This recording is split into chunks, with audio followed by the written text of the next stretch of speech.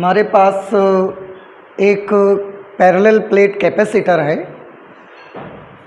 ये जिसकी दोनों प्लेट्स के बीच का डिस्टेंस स्मॉल डी के बराबर है और इसकी दोनों प्लेट्स के बीच में अभी फ़िलहाल एयर भरी हुई है। पूरी दोनों प्लेट्स के बीच में एयर भरी हुई है। हम सब ने इसके बारे में स्टडी किया हुआ है। इस कैपेसिटेंस का कैपेसिटेंस, इस कैपेसिटर का कैपेसिटेंस हम मान लेते हैं C।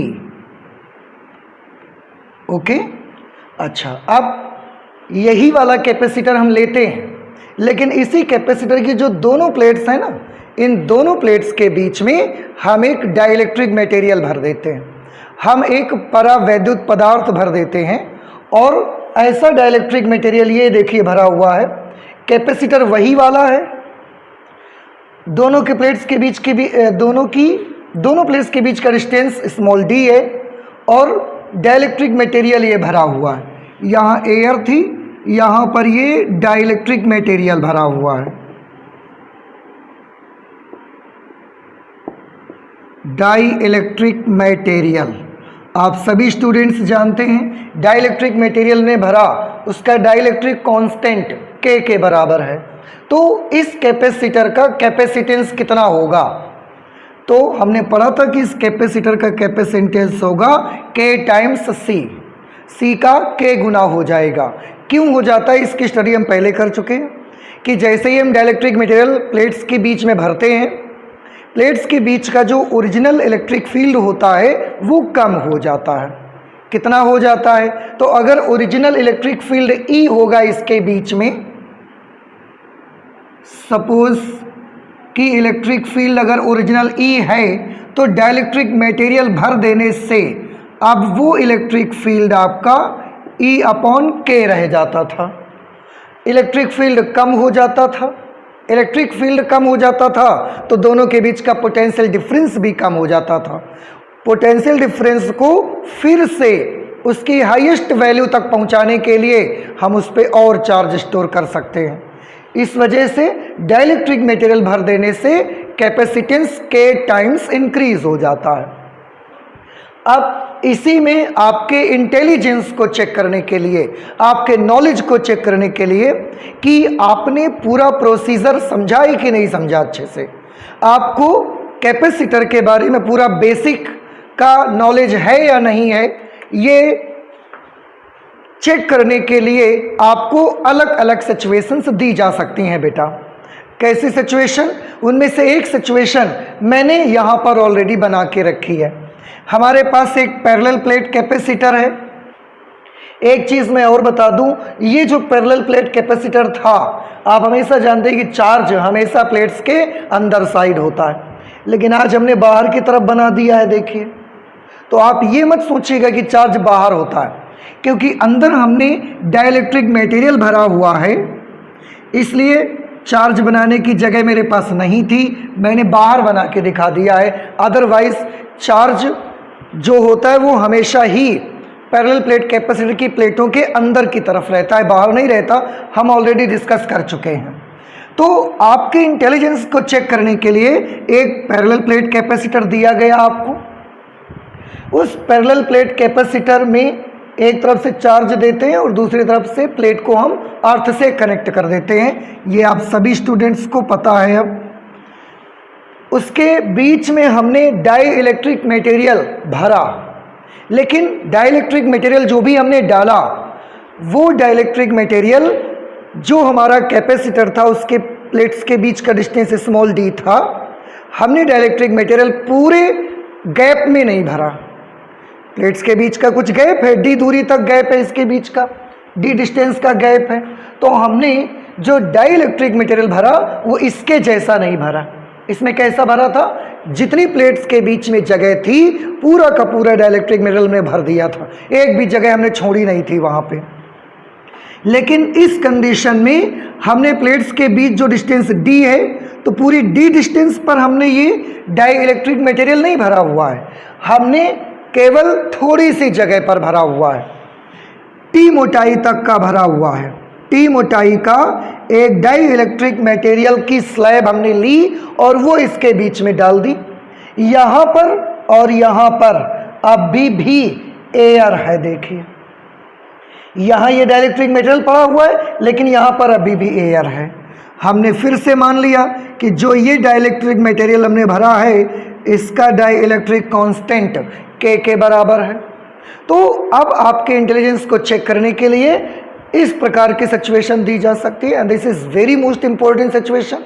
इसका डेरिवेशन भी एग्जामिनेशन में बहुत पूछा जाता है कि अगर ये वाली सिचुएशन है, डाई इलेक्ट्रिक मटेरियल की स्लैब पूरी d डिस्टेंस पर नहीं भरी हुई है, उसकी थिकनेस सिर्फ t के बराबर है, उस सिचुएशन पे अगर डाइलेक्ट्रिक कांस्टेंट K है तो इसका कैपेसिटेंस क्या होगा?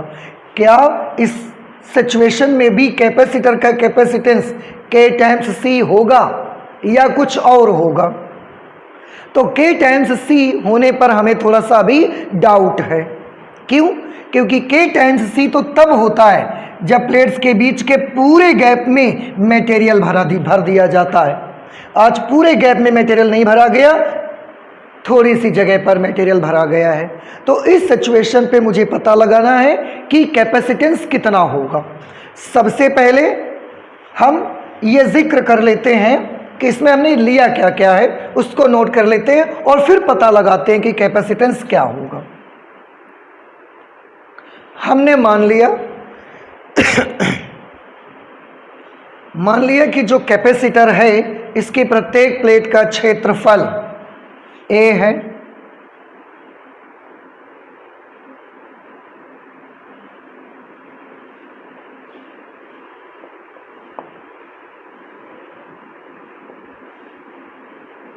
माना समांतर प्लेट संधारित्र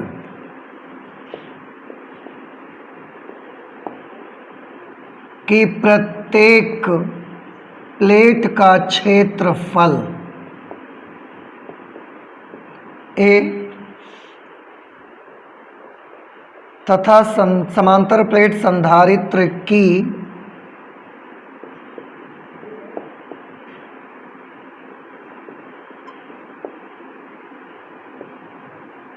दोनों प्लेटों के बीच दूरी हम मान लेते हैं स्मॉल d के बराबर है। इसके बाद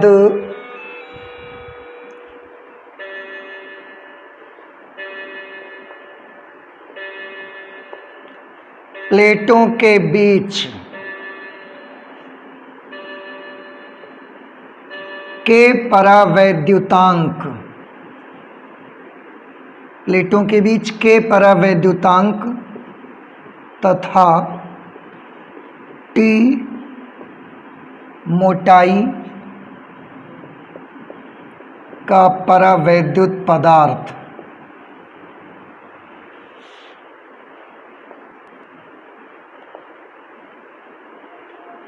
भर दिया जाता है। हमने ये भी मान लिया। ओके, अच्छा, अब प्लेटों को हम कुछ आवेश देंगे।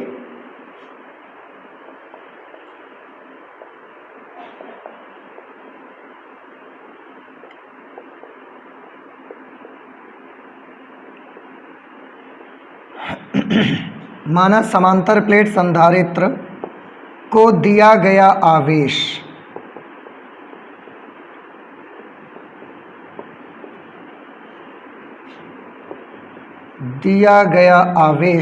Q है तथा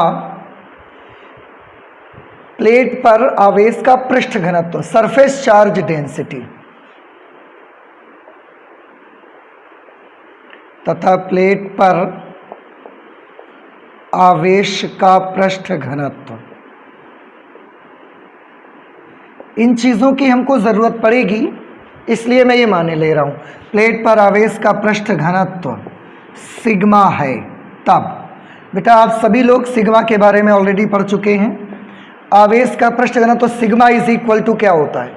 टोटल चार्ज अपॉन एरिया। तो चार्ज हमने कितना दिया है? Q। प्लेट्स का एरिया कितना है?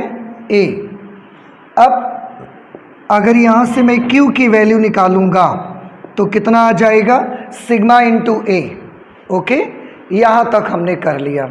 अब एक और कर लेते हैं, चलिए ठीक है। सबसे पहले क्योंकि मुझे इसका कैपेसिटेंस फाइंड आउट करना है, कैपेसिटेंस के फाइंड आउट करने के लिए हमारा बेसिक मेथड क्या होता था, याद करें सभी बच्चे।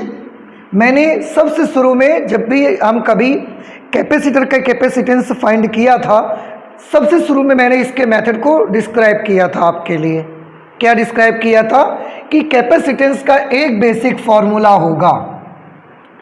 क्या बेसिक फॉर्मूला होगा? C is equal to Q upon V।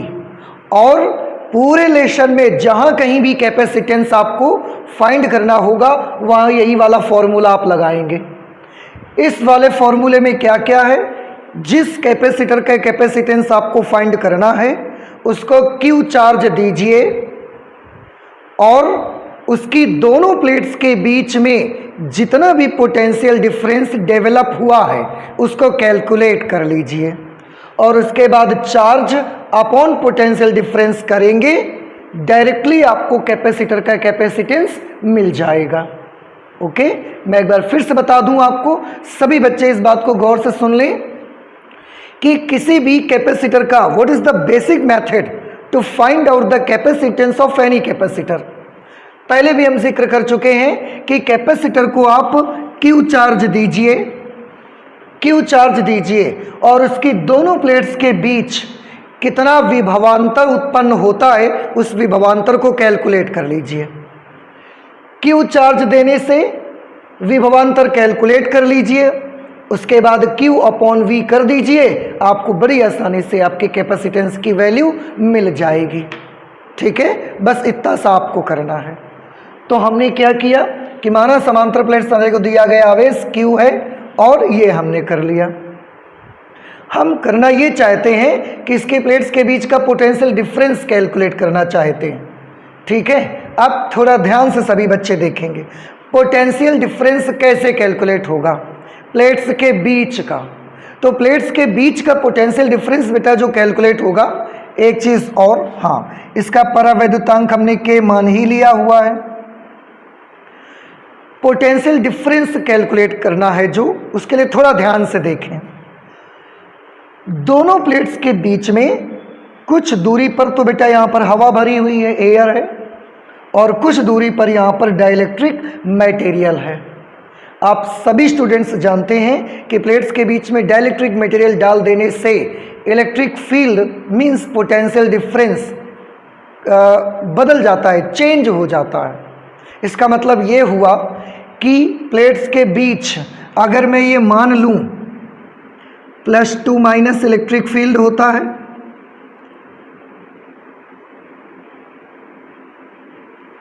+2 electric field होता है। प्लेट्स के बीच में दो प्रकार का स्पेस है, देखिए गैप है।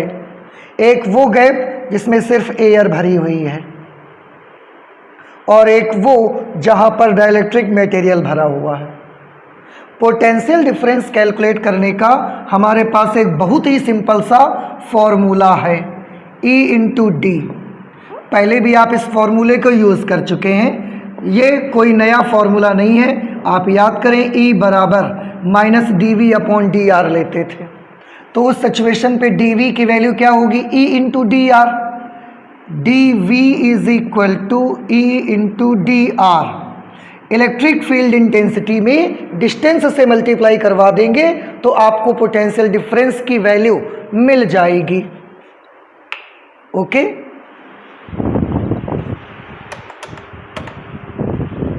पोटेंशियल डिफरेंस की वैल्यू फाइंड आउट करने के लिए इलेक्ट्रिक फील्ड में डिस्टेंस से मल्टीप्लाई आपको करवाना है। ये हमारे पास फॉर्मूला है। लेकिन हम देख क्या रहे हैं कि प्लेट्स के बीच में जहाँ पर एयर है, आप सभी ने पढ़ा है, वहाँ पर इलेक्ट्रिक फील्ड की वैल्यू अलग होगी। जहाँ डाइलेक्ट्रिक मटेरियल है वहाँ पर इलेक्ट्रिक फील्ड की वैल्यू कुछ डिफरेंट होगी। अगर हम ये मान लें कि जिस जगह पर एयर है वहाँ पर इलेक्ट्रिक फील्ड है E, ठीक है, जहाँ पर एयर है, और जहाँ पर डाइलेक्ट्रिक मटेरियल है वहाँ पर इलेक्ट्रिक फील्ड का क्या होगा? आप सभी बच्चे जानते हैं एयर में अगर इलेक्ट्रिक फील्ड E है तो डाई इलेक्ट्रिक मटेरियल के भीतर इलेक्ट्रिक फील्ड E/K हो जाता है। सभी बच्चे पहले ही हम लोग इसके बारे में कैलकुलेट कर चुके हैं।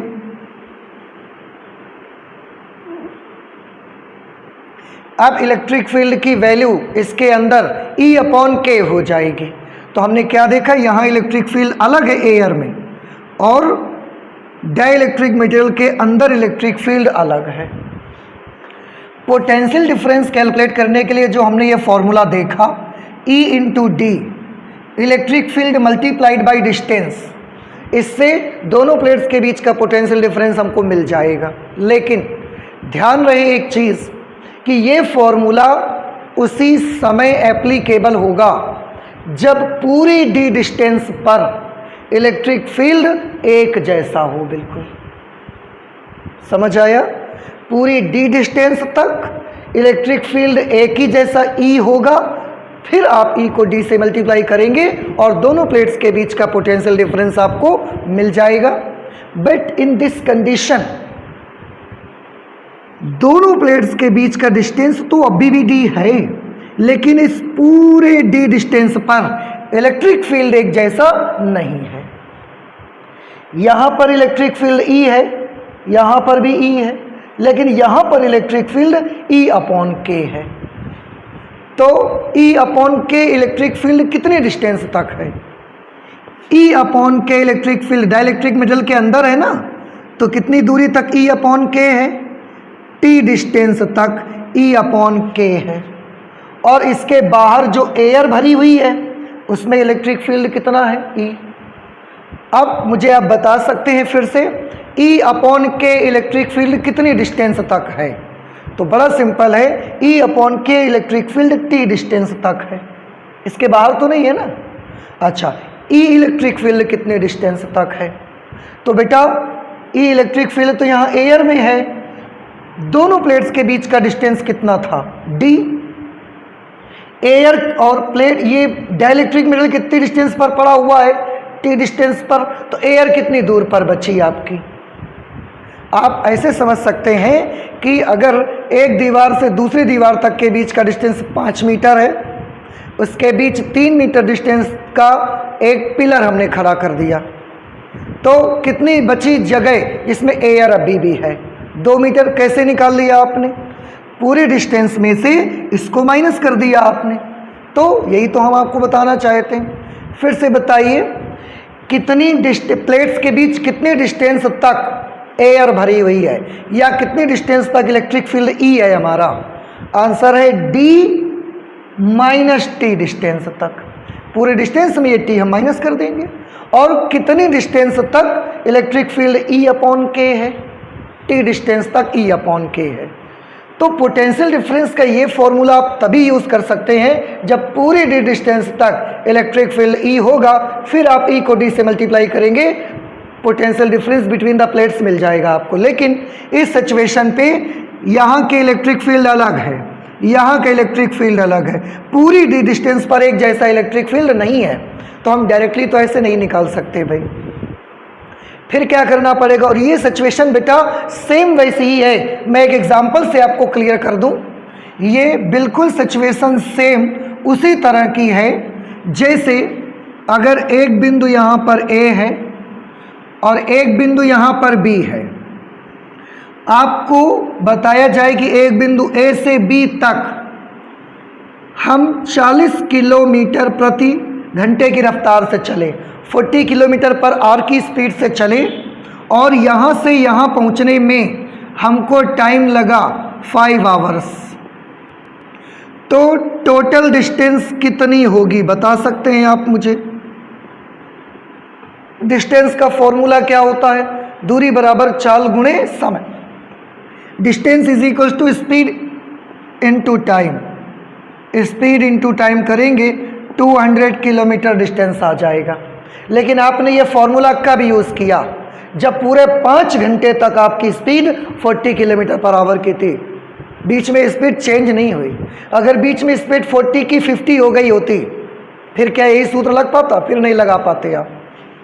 टोटल डिस्टेंस तब तो इससे निकाल सकते हैं मल्टीप्लाई करवा के, लेकिन अगर ऐसा हो बाई चांस ए और बी, ए से यहाँ तक जब गए तो स्पीड 40 किलोमीटर पर आवर है, 3 आवर्स तक, 3 घंटे तक 40 की रफ्तार से चले और 2 घंटे तक 60 की रफ्तार से चले। अब डिस्टेंस कितना होगा? क्या आप पूरा 40 का गुणा आप पूरी डिस्टेंस 5 में करवा पाएंगे? अब आप नहीं करवा सकते। आपको क्या करना पड़ेगा? इस बार टोटल डिस्टेंस फाइंड आउट करने के लिए आपको करना ये पड़ेगा कि 3 घंटे तक 40 की रफ्तार रही है, तो इन 3 घंटों में कितना डिस्टेंस ट्रेवल किया गया होगा? 40 इंटू 3 से निकाल सकते हैं। 40 इंटू 3 प्लस अगले 2 आवर्स में स्पीड 60 किलोमीटर पर आवर की रही है। अगले 2 घंटे में कितनी डिस्टेंस ट्रेवल हुई होगी? 60 इंटू 2, ये हो गया 120, this is again 120 and the total distance is 240 kilometres. तो अगर पूरी डिस्टेंस तक सेम स्पीड रही है तब तो आप स्पीड इनटू टाइम करके टोटल डिस्टेंस फाइंड आउट कर लेंगे, लेकिन पूरी अगर टाइम तक एक जैसी स्पीड नहीं रही है, थोड़ी दूर तक स्पीड अलग थी, बाकी आगे स्पीड अलग है, तो इस सिचुएशन पे टोटल डिस्टेंस फाइंड आउट करने के लिए आपको यहाँ से यहाँ तक की जितनी स्पीड थी इनटू टाइम करना पड़ेगा। इसके बाद यहाँ ये वाली स्पीड इनटू टाइम आपको करना पड़ेगा और जोड़ देंगे, तब टोटल डिस्टेंस आपकी ट्रेवल होगी। वही मुझे तरीका वहाँ लगाना पड़ेगा। थोड़ी सी चीज़ें मान लेते हैं। माना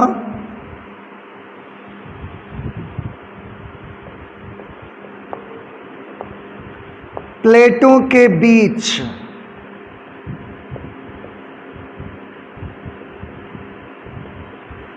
प्लेटों के बीच रिक्त स्थान मीन्स जहां पर एयर है, ठीक है। माना प्लेटों के बीच रिक्त स्थान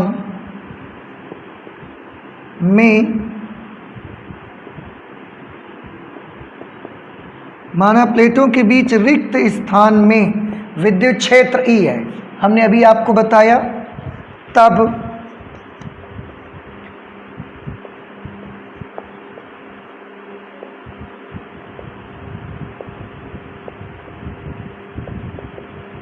तब परावैद्युत पदार्थ में विद्युत क्षेत्र,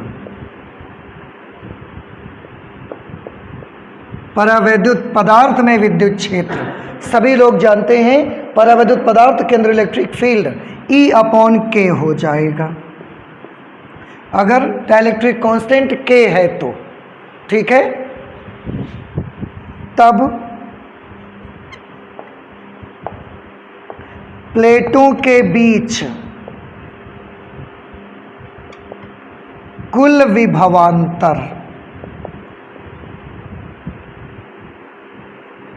विभवांतर कैसे कैलकुलेट करेंगे?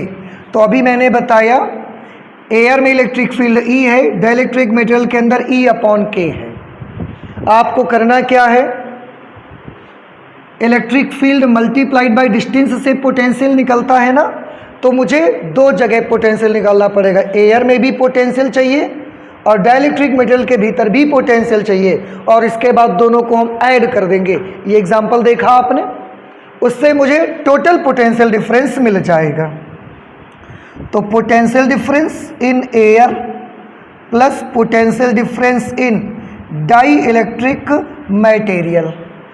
तो अगर आपको कुल विभवांतर चाहिए प्लेट के बीच का, तो एयर में पोटेंशियल डिफरेंस निकालिए, डाइलेक्ट्रिक मेटल्स के बीच पोटेंशियल डिफरेंस निकालिए, दोनों को ऐड कर दीजिए। ओके, एयर में पोटेंशियल डिफरेंस कैसे मिलेगा हमको?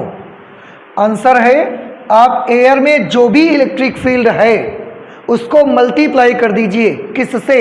उस डिस्टेंस से जितनी डिस्टेंस में एयर भरी हुई है। समझ रहे हैं ना सभी बच्चे?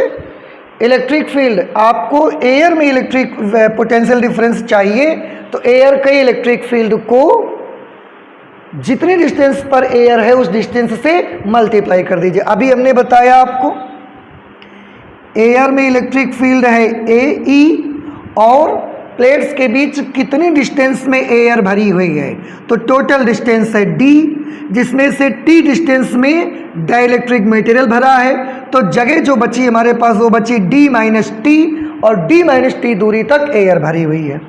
तो E को मल्टीप्लाई हम करेंगे d माइनस टी से, प्लस डाई इलेक्ट्रिक मटेरियल में पोटेंशियल डिफरेंस। बड़ा सिंपल है, आपको क्या करना है, डाई इलेक्ट्रिक मटेरियल में जो इलेक्ट्रिक फील्ड है, कितना इलेक्ट्रिक फील्ड है, E अपॉन के। इसमें उस डिस्टेंस को गुणा कर दीजिए जितनी दूरी तक डाई इलेक्ट्रिक मटेरियल भरा हुआ है। कितनी डिस्टेंस तक डाई इलेक्ट्रिक मटेरियल भरा हुआ है, T डिस्टेंस तक भरा हुआ है, तो हम यहाँ T से मल्टीप्लाई करवा देंगे। ओके, अब आप चाहें तो दोनों से E कॉमन कर सकते हैं। E कॉमन कर लेंगे तो क्या बचेगा आपके पास, D minus T plus E common हो गया तो यहाँ पर आ गया T अपॉन के। तो ये बेटा आ गया प्लेट्स के बीच का टोटल पोटेंशियल डिफरेंस। ये तरीका है। तो आपका जो बेसिक मेथड है वो कभी चेंज नहीं होगा। बस करना क्या है, आपको चार्ज Q दीजिए और दोनों प्लेट्स के बीच का टोटल पोटेंशियल डिफरेंस कैलकुलेट कर लीजिए, और उसके बाद कैपेसिटेंस के लिए यही बेसिक फॉर्मूला यूज़ कर लीजिए। आई होप कि ये चीज़ आपको समझ में आ गई होगी। तो अब मैंने एग्जाम्पल के तौर पे बताया है, अब मैं इसको यहाँ से हटा देता हूँ। अब बड़ी आसानी से हम इस पैरेलल प्लेट कैपेसिटर का कैपेसिटेंस फाइंड आउट कर सकते हैं। It's very easy.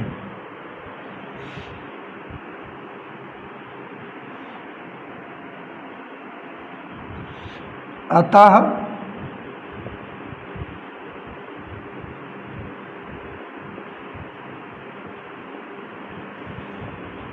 अभीष्ट धारिता required capacitance C is equal to Q upon V से, Q की जगह Q लिखा, V की जगह पे टोटल पोटेंशियल डिफरेंस हम ये यूज़ करेंगे।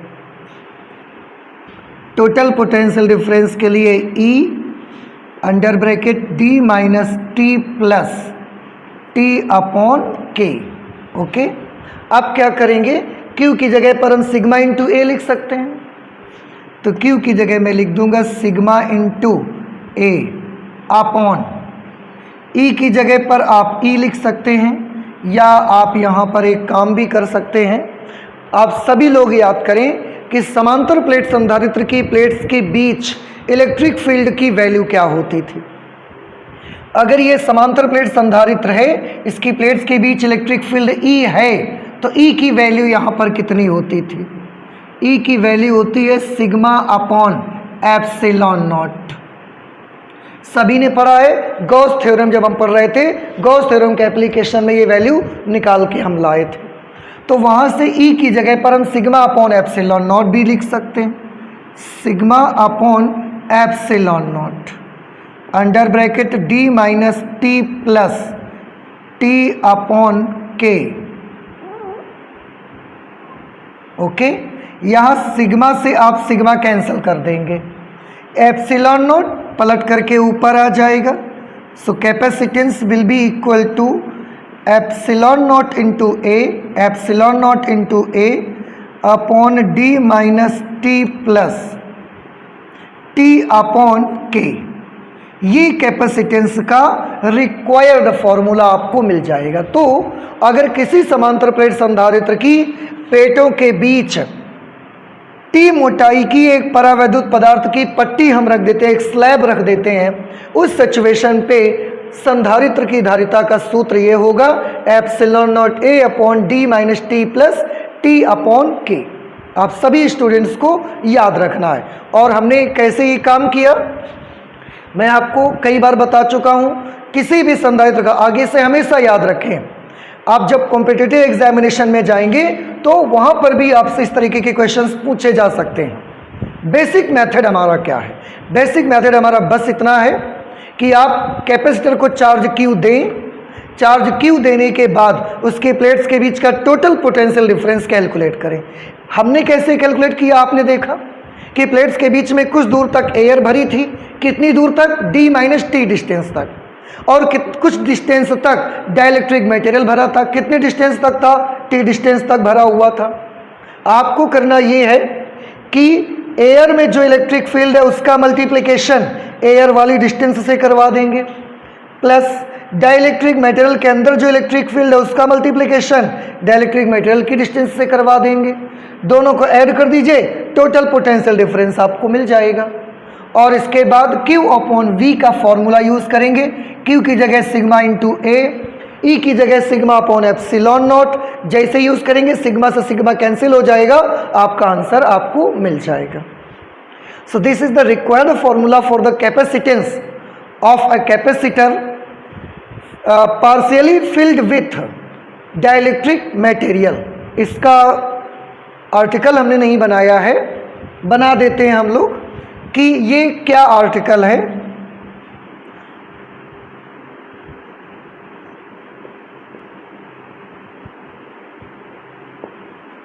Capacitance of a parallel plate capacitor, capacitance of a parallel plate capacitor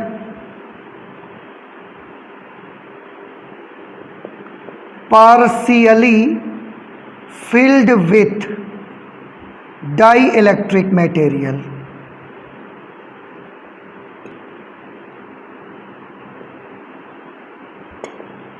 ये आपकी इस आर्टिकल की हेडलाइन होगी।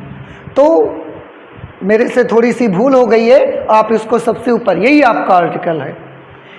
Capacitance of a parallel plate capacitor means एक समांतर प्लेट संधारित्र की धारिता partially filled with dielectric material, जबकि उसकी प्लेटों के बीच आंशिक रूप से परावैद्युत पदार्थ भरा हो।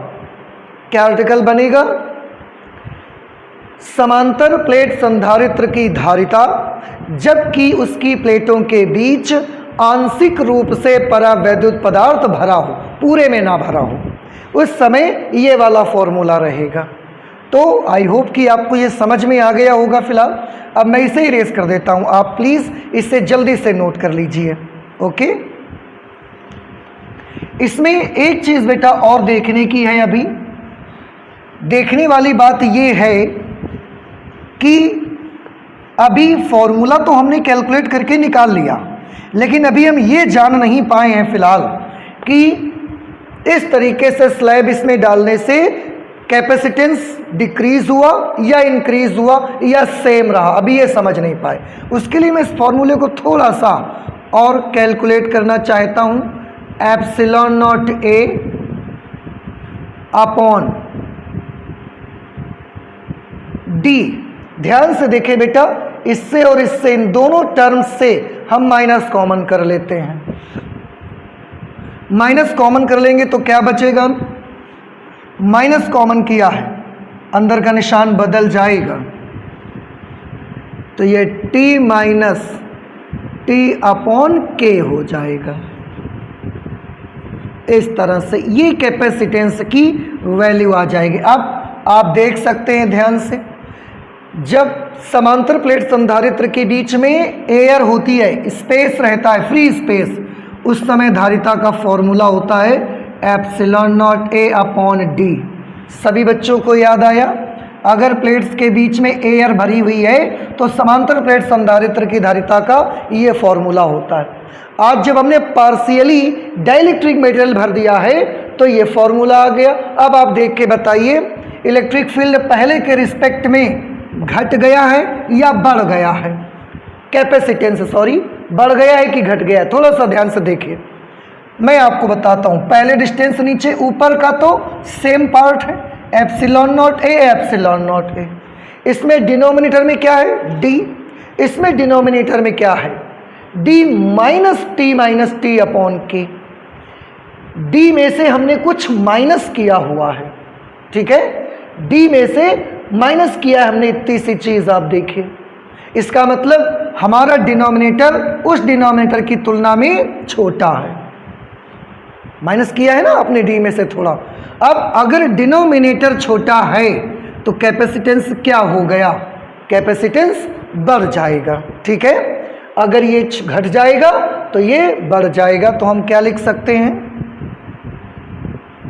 कैपेसिटेंस इंक्रीजेस, कि आंशिक रूप से अगर हम परावैद्युत पदार्थ भर देते हैं प्लेट्स के बीच में तो संधारित्र की धारिता बढ़ जाती है, बढ़ जाती है। ओके, अच्छा, इसमें कुछ स्पेशल केसेस भी हम लेना चाहते हैं, उनको भी मैं आपको करके दिखा देता हूं। सम स्पेशल केसेस में सबसे पहले फर्स्ट स्पेशल केस लेते हैं। पहला स्पेशल केस बेटा ये लेते हैं, अभी हमने जो डाइलेक्ट्रिक मटेरियल डाला है वो टी मोटाई का डाला हुआ है। अगर ये डाइलेक्ट्रिक मटेरियल की मोटाई टी के बजाय डी के बराबर हो जाए, if T is equal to D, what it means? It means कि जो डाइलेक्ट्रिक मटेरियल है वो पूरी डी मोटाई का हो जाए। डी मोटाई का हो जाएगा तो क्या होगा, अभी ये इतना पतला है तो बीच में पड़ा हुआ है, अगर यही बड़ा मोटा होके डी के बराबर हो जाएगा तो कैपेसिटर की पूरी जगह इस डाइलेक्ट्रिक मटेरियल से भर जाएगी। फिर तो भाई कैपेसिटर के बीच का डिस्टेंस, प्लेट्स के बीच का डिस्टेंस भी तो डी है। अब अगर आपने उसमें टी मोटाई का डाला है तो अभी बीच में पड़ा हुआ है ये, लेकिन अगर आप डी मोटाई का डाल देंगे तब तो पूरी प्लेट्स के बीच वाली जगह भर जाएगी। अगर भर जाएगी उस समय कैपेसिटेंस का फॉर्मूला क्या होगा, यहाँ पर आकर कैलकुलेट कर लेते हैं इसको, या यहाँ से कर लेते हैं कैलकुलेशन। ओके, यहाँ से कर लीजिए आप। Epsilon naught A upon D की जगह पर तो डी लिखे ही रहेंगे, टी की जगह पर भी अब हम डी लिख देंगे, प्लस डी अपॉन के। Okay, plus D minus D cancel हो गया, epsilon naught A upon D upon के, नंबर पलट के मल्टीप्लाई हो जाएगा, C इज इक्वल टू के epsilon naught A upon D. ठीक है, और आपने देखा यही फॉर्मूला हमने कैलकुलेट किया था जब प्लेट्स के बीच में पूरी जगह पर परावैद्युत पदार्थ भरा होता है। इसका था epsilon naught A upon D, पूरी जगह पर परावैद्युत पदार्थ भरा होता था तो के एप्सिलॉन नॉट अपॉन डी। तो इसका बेसिक फॉर्मूला आ गया ना आपके पास। ओके, वही सिचुएशन बिल्कुल आ गई। तो जो हमने ये फॉर्मूला निकाला इससे भी हम उस सिचुएशन तक पहुंच सकते हैं। एक तो कंडीशन ये हमने ले ली, एक कंडीशन ये ले लेते हैं कि अगर ये जो परावैद्युत पदार्थ की पट्टी हमने यहाँ पर डाली है, अगर ये परावैद्युत पदार्थ हम एयर ले लें, अगर इसको हम, ठीक है, तो उस सिचुएशन पे संधारित्र की धारिता का क्या होगा। मैं इसे इरेज कर देता हूं।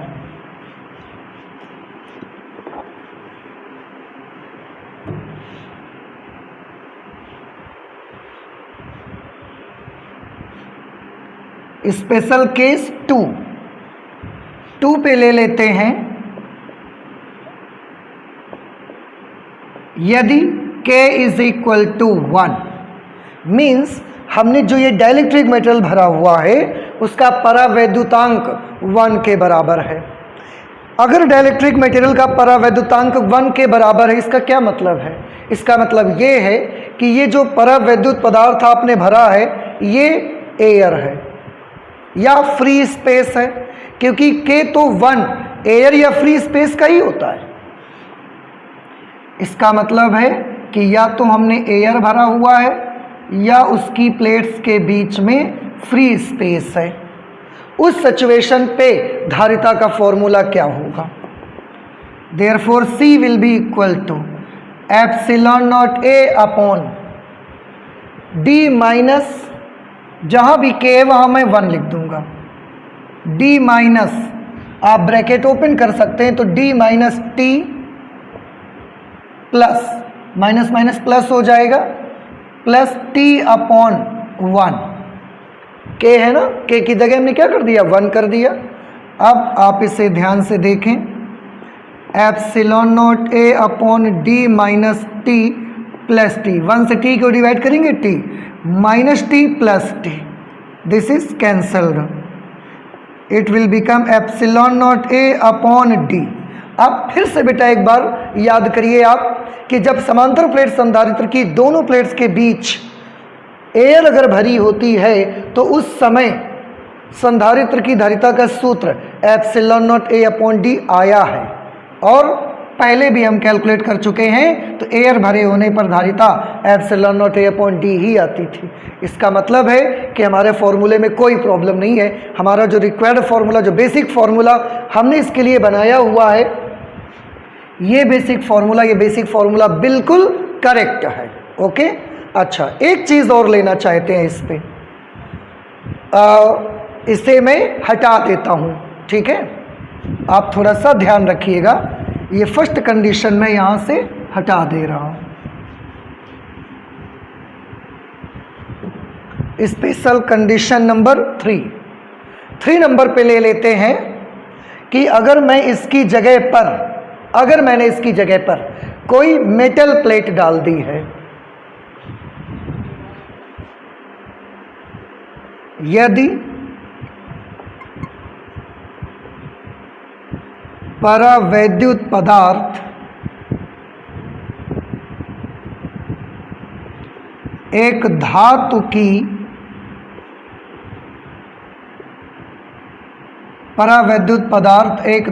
की स्लैब है, तब धातु की स्लैब अगर है तब के की वैल्यू इन्फिनिटी। आप याद रख लीजिए एक चीज़ कि धातु के लिए परावैद्युतांक की वैल्यू अनंत होती है, इसे सारे स्टूडेंट्स को याद कर लेना है। अगर धातु की स्लैब डाली है तब C की वैल्यू कितनी आएगी, जहाँ K है वहाँ पर आप इन्फिनिटी लिख देंगे। ओके, लिख देते हैं epsilon not A upon D minus, bracket open कर दीजिए, D minus T minus minus plus T upon K की जगह पर इन्फिनिटी। ओके, इन्फिनिटी से T को डिवाइड करेंगे, 0 हो जाएगा। अगर ये 0 हो जाएगा तो epsilon not A upon D minus T, ये कैपेसिटेंस का फॉर्मूला बनेगा आपका। ठीक है, कि अगर हमने ये जो स्लैब हमने T मोटाई की, यहाँ T थिकनेस की जो डाली हुई है, अगर ये एक धातु की स्लैब है, मेटल स्लैब है ये एक, तो धातु के लिए K इन्फिनिटी होता है। उस सिचुएशन पे जो कैपेसिटेंस का फॉर्मूला होगा epsilon not upon D minus T, ये फॉर्मूला आएगा अगर धातु की स्लैब अगर आपने उसकी जगह पर डाली होती तो। आपको ये पहले से ही पता है कि धातु के भीतर इलेक्ट्रिक फील्ड जो होता है वो 0 होता है, हम गॉस थ्योरम में भी कर चुके हैं, इसका जिक्र आपको करके बताया गया था। आपके जब हमने इलेक्ट्रोस्टैटिक शील्डिंग की थी तब भी आपको बताया गया कि अगर किसी इलेक्ट्रिक फील्ड वाली जगह पर आप मेटल रख देते हैं तो उसके भीतर इलेक्ट्रिक फील्ड हमेशा कितना होता है, 0। आप जानते हैं हम चाहें तो इस फॉर्मूले को डायरेक्ट भी हम कैलकुलेट करके आपको दिखा सकते हैं। एक झलक, 5 मिनट लगेंगे, मैं आपको दिखाना चाहता हूँ। ये एक कैपेसिटर है मेरे पास में, जिसकी दूसरी प्लेट को हमने अर्थ से जोड़ दिया, सारा कुछ बिल्कुल वैसा ही है, बस फर्क क्या है कि ये तरीका हम बदल दे रहे हैं। ये एक मेटल प्लेट है, अगर ये एक मेटल प्लेट है तो इसका K कितना है, इन्फिनिटी।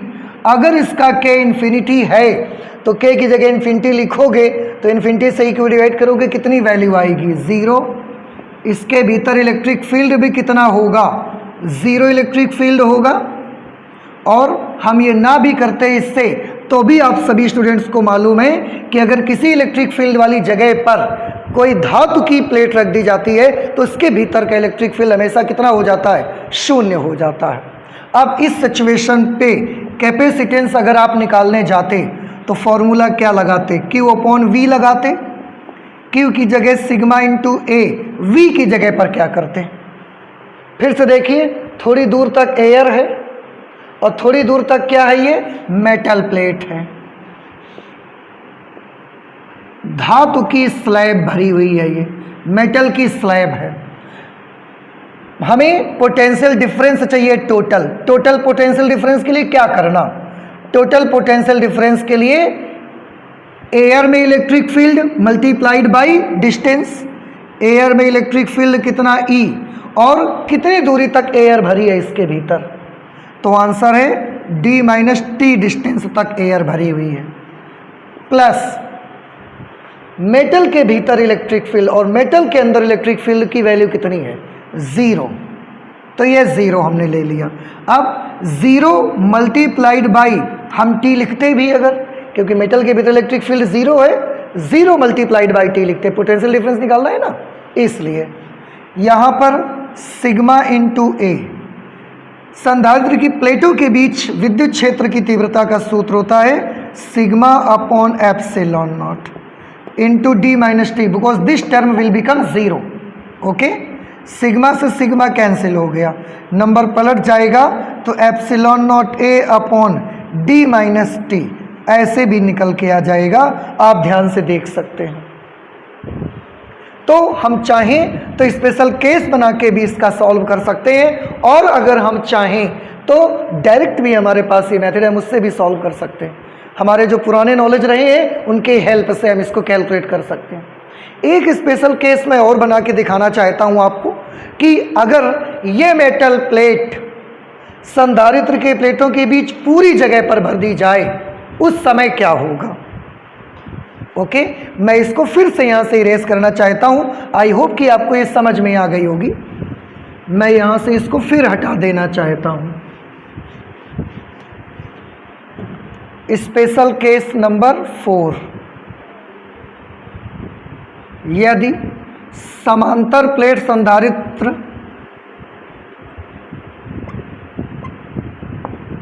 की प्लेटों के बीच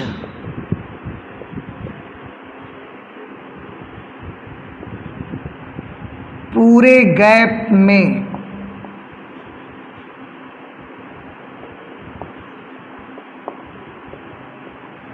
धातु की स्लैब रख दी जाए,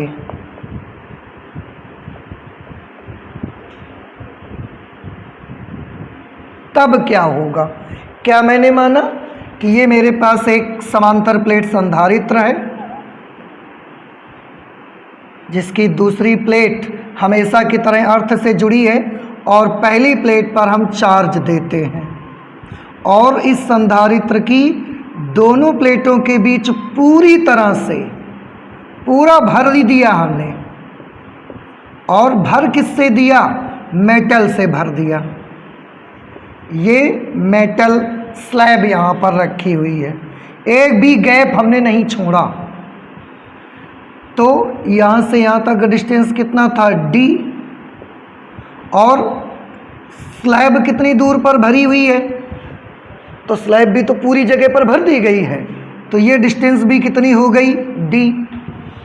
तो अगर पैरेलल प्लेट कैपेसिटर की प्लेटों के बीच पूरे गैप में धातु की स्लैब रख दी जाए, तो दो चीज़ें याद रखें, स्लैब मेटल की है इसलिए k विल बी इन्फिनिटी, और क्योंकि स्लैब पूरी जगह पर भरी हुई है इसलिए जो t की वैल्यू होगी वो d के बराबर आ जाएगी। ओके, आप देखें पूरा जो ये स्लैब की मोटाई हमने t मानी थी ना, तो आज तो t आपका d के बराबर हो गया पूरा। अब धारिता का क्या फॉर्मूला रहेगा, कैपेसिटेंस, क्या फॉर्मूला पढ़ा आपने, epsilon not a upon d minus T plus T upon k। तो epsilon not a upon d की जगह पर हमने d लिख दिया, t की जगह पर भी हम क्या लिखे दे रहे हैं, d, प्लस t की जगह पर d और k की जगह पर इन्फिनिटी।